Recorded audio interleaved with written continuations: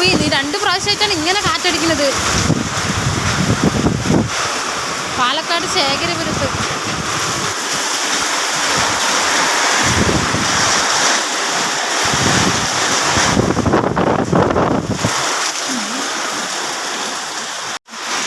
എൻ്റെ ദൈവമേ, ഇപ്പോൾ ഒരു കാറ്റടിച്ചു.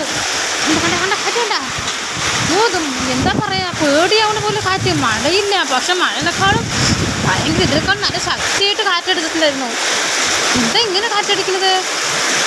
കാണാൻ നോക്കാം.